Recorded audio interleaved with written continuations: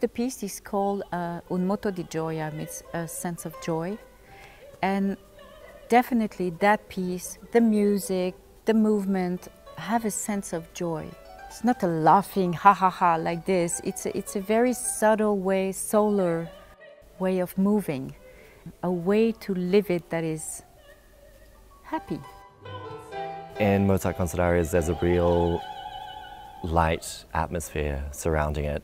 There are real solid themes within, and that's kind of layered throughout the piece. But there's a thread that connects it all, which is kind of a very joyful, light atmosphere, which doesn't seem to, or maybe it produces a bit of a disconnect, but I think overarching, it's the thing which kind of, yeah, brings it together. So the process of restaging Mozart concert arias has been one in which the stagers actually dance the piece themselves, so they have an innate understanding of what's going on. And the rehearsal process has involved them teaching us as a group. We have a large amount of stagers also coming in to teach their individual roles. So if there's any solo material or duets, things that are a bit more specific to that person, they've come in and shared their knowledge and experiences with us. And yeah, I think there's a lot of space and a lot of room for individual characters within that. There are some that are set a bit more than others. Like there's a girl who has to act hysterically and cry throughout the whole time. So yeah, it's within limits. She obviously has to produce this crying sound, but the way that she gets there, the way that she brings her own voice to that is obviously up to her. Oh, I'm the whiny girl. I was the crying one. I was the crying one. But each of the 13 dancers have a special line, and we have to input that, which I think is specific to that piece also, that everybody has his special, almost a character line, almost. It's not a character, but it's this personality that remains all through the piece.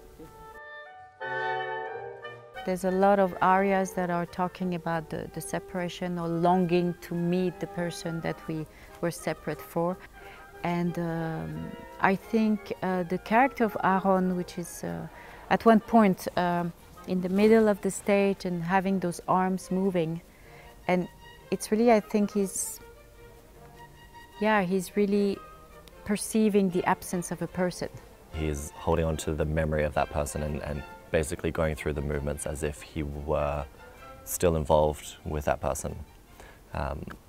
And I think that disconnect also creates a wonderful image on stage, and occasionally there is another person who interacts with him, but it never quite works, as that connection doesn't happen smoothly. So there's a dissonance, there's a strange dissonance within the character. I think they're a very versatile company. I think they are a repertoire company, so they go through a lot of styles. And therefore they really learn like this. I mean, they learn quickly. But my work and the work of the other stagers are to really teach that specificity that Rosas has, is with the way to phrase the movement. There's an architecture of breathing through the movement that is, I think, specific. We teach the movement and it becomes contemporary. And my biggest challenge would be that I'm not, the person, for instance, who does my role shouldn't compare herself with me. Once the work is done, she should be free of me, in a way.